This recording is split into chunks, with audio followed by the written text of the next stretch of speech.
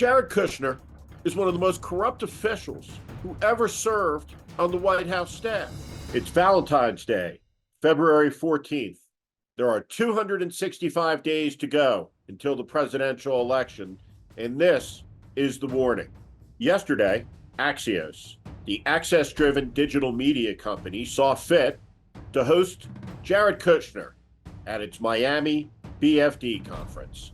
And there, Jared Kushner, now in the private equity business, announced he doesn't plan to return to the White House, which is a place Jared Kushner should never, ever, ever have worked at.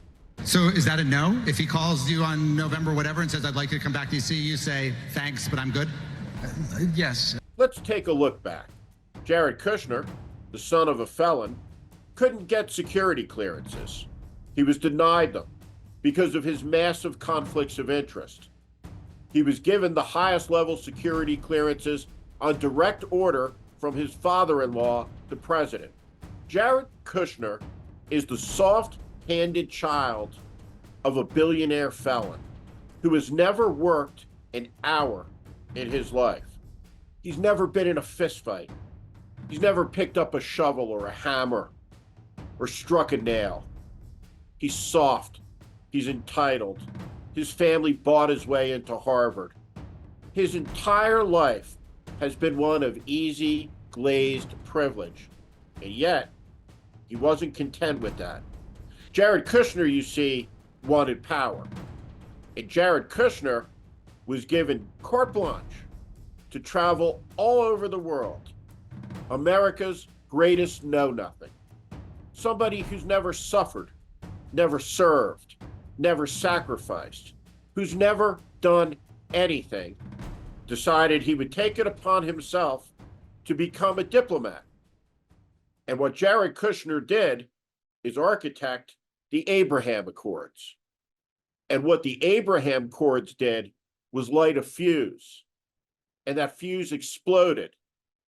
It exploded because the Abraham Accords were a cynical business transaction that discounted history, culture, religion, and cut the Palestinian people out of the deal. Jared Kushner set off chaos in the Middle East because he was a know-nothing with a powerful job. What Jared Kushner did, though, after he left the White House is the most important thing to talk about. And of course, Axios dared not ask any questions about what could be the greatest act of political corruption in American history. Jared Kushner reportedly was the #1 consumer of classified information in the White House. He couldn't get enough of it. He wanted briefing after briefing after briefing.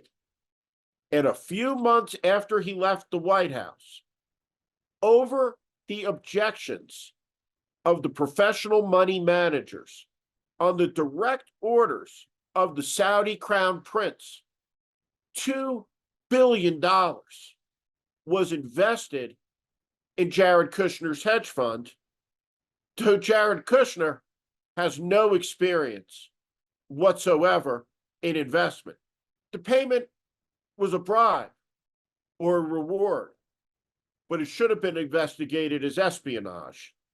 Jared Kushner is one of the most corrupt officials who ever served on the White House staff.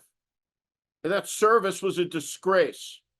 He talked about during his Axios interview that his father-in-law's campaign today is professionally run.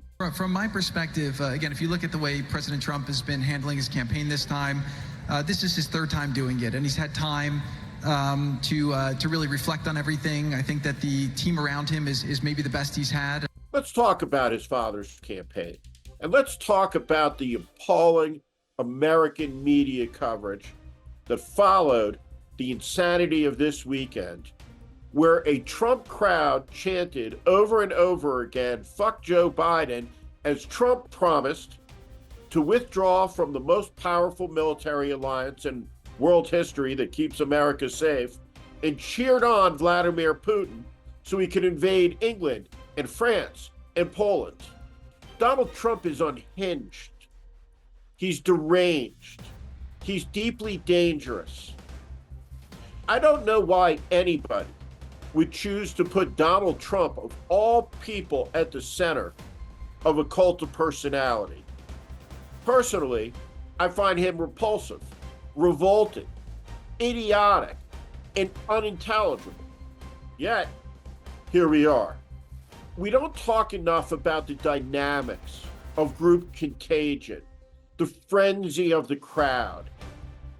But as we move forward in this election cycle, the Biden team must understand the Trump crowds will get bigger. They will get crazier. They will become more frenzied. What is building is malevolent. It is terrible, and it's coming. It must be opposed. Today, Donald Trump must be hit, and hit hard, by the Biden campaign in the White House.